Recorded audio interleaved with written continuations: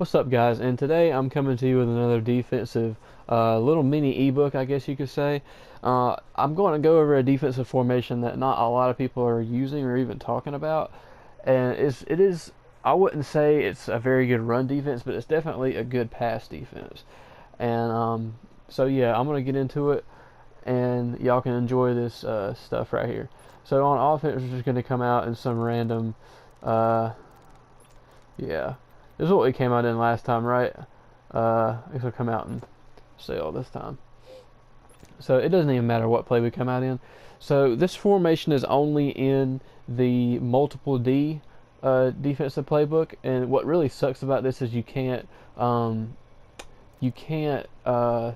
this in your custom playbooks, which really sucks because I really wanted to, but the defense, everyone runs 3-4 odd, right? I never thought that there was I never thought there would be a 4-3 odd, but there actually is. And this is what the formation looks like. As you can see, Davis, Kuechly, and Shaq, they're all aligned to the left side by default, and you still have all four of your defensive linemen, Mario, Poe, Short, and Peppers on the line. So that's cool. But the really cool thing about this is that your defensive end number, wherever 90 is on that right side, excuse me. And as you notice, since most of these zone plays, like plays that have zones on them, the right defensive end is dropped in a zone by default. But by far my favorite thing about this formation is that it's got everything you need. It's got cover 6, cover 4, drop. It doesn't have the match, so it has the drop just like 3-4 odd. Has man blitz, cover 2, cover 3, match blitzes and all that stuff. But let's say Tampa 2 is probably the safest thing to run out of this. And my favorite thing about this formation is that if you hit R1 and go to substitutions, and you go to your linebackers, you could actually you could sub in safeties at linebacker. So if you know your players, Colin Jones is not very high of an overall. He's 67, but he has 89 speed and he can catch. So, and I think he's like 6 foot, 6'1", so he's tall. He's a good user. So if you're going to get somebody that loves to pass the ball, of course I'd put your best middle linebacker opposite of your safety that you're going to use her. And then you could run it however you like, but let's just come out and cover 4 drop. But if you were to be in Tampa 2 or something like that, I would flip it so that you could deep blue Kuechly and you could use her the safety freely. So I know I did a lot of talking there, but we're going to come out and cover 4 drop, and I'm going to show you what this defense is like. So obviously, what you want to do is base align, right? If you base align, you notice. Let me reset the play right quick. How do you reset play? Okay, reset play. Okay, it's not doing it. But I don't know if you caught that at the beginning when I came out in the form when I first called the play. But Peppers right here, he was in a hook curl. But when you base align, which is triangle and left on the left stick, see it did it that time. That's what the play looked like before, like when I first came out in it. Pep is in a hook curl, and that can be very deadly. I mean, I know Peppers probably doesn't have the best zone or the best hands or anything like that, but that's a 6'7" defensive end that is dropping in a hook curl. So say you had okay, let's say, yeah, that hitch route, right, that stop route by R1 is perfect. Okay, say we were to shade underneath, right, put hard flats on the field. That means the hook curls play down too. And say let's call hike. Let's see how well Peppers defends this right here. See, he didn't catch it, but I mean, still, you got a 6'7" defensive end dropping back in the zone like that. Let's see if he let's do a little bit of mess around right quick. See if he picks it off. Oh, so, see, he picked it off. See, I'm just labbing right now. This is like a live lab. So we're just gonna, I don't know how long this video is gonna be, but that's unbelievable, man. But see, if you baseline triangle left on the triangle right on the left stick, see the zones realign. See Keekly and Peppers trade spots right there, like they swap zones. So I would still recommend shading underneath with this formation, because like I would recommend shading underneath anywhere, because if you shade underneath, you know for certain that your opponent can't throw underneath. So I mean, if he beats you deep, he beats you deep. You got to use the deeper routes yourself. So that's just kind of how I play. And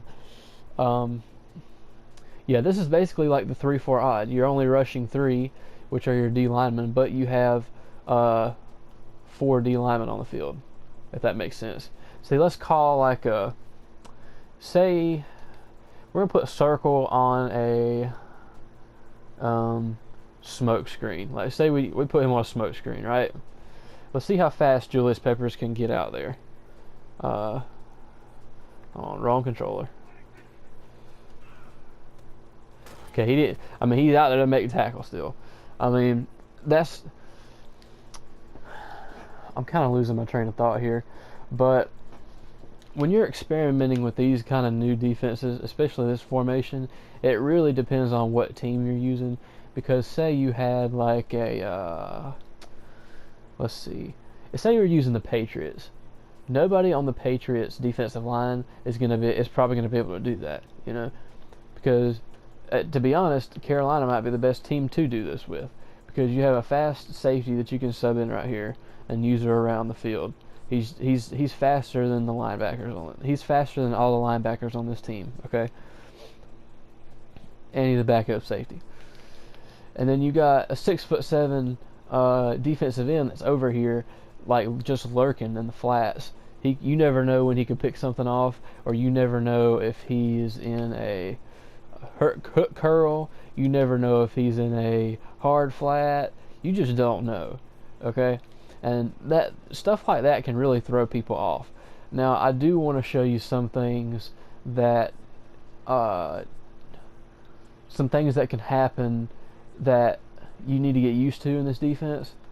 I don't personally. I've tested it for one game, so I don't really know. I just know it's a weak run defense because I played Panthers versus Rams, and the dude gashed me with Todd Gurley every time I came out in this formation. So, but a drawback to this formation is, like, say you do defensive line adjustments like slant inside, pinch, or something like that. That'll take, if you make any kind of D-line adjustments as a whole, it's going to take Julius Peppers out of his zone. So just be aware of that. And so that's why I wouldn't like slant or crash your D-line any certain way when you're in this formation. I mean, you could pinch it, that's fine. He'll still stay in his zone, you know, or whatever you put him in. But I just wouldn't slant outside or pinch or anything like that, because you notice that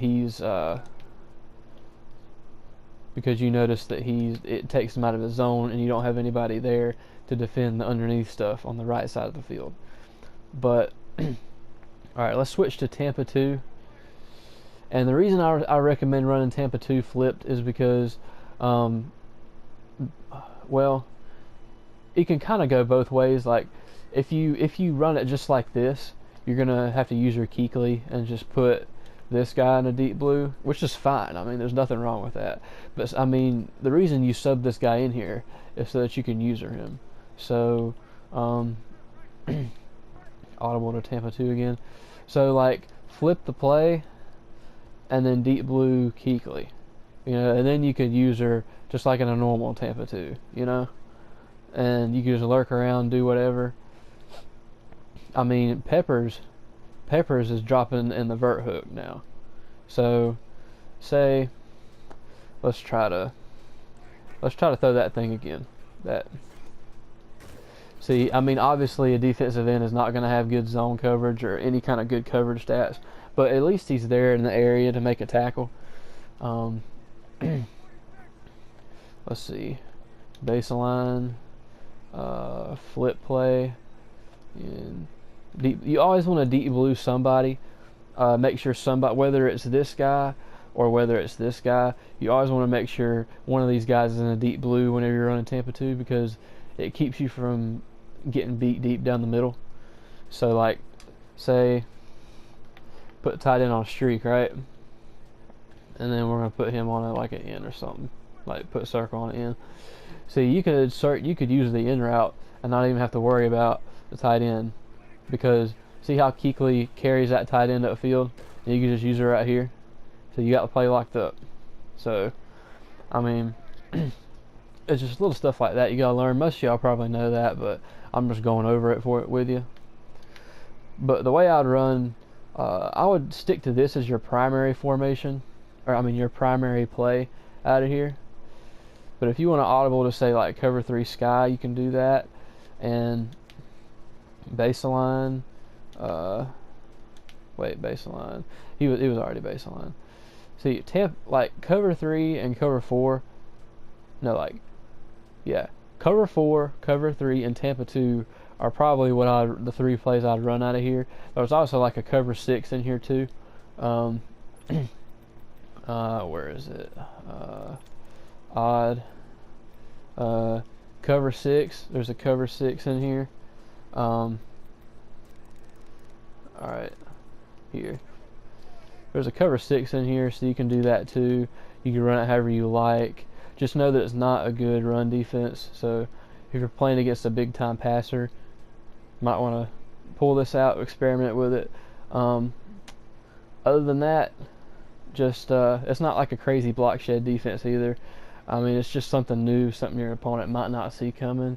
So, I mean, I personally like it just because of the reason you could sub in this safety and run around with them, or any safety you have on your team. Like if you're playing Mutt and you want to use Rashawn Taylor or Cam Chancellor or somebody on the Seahawks, you can do that.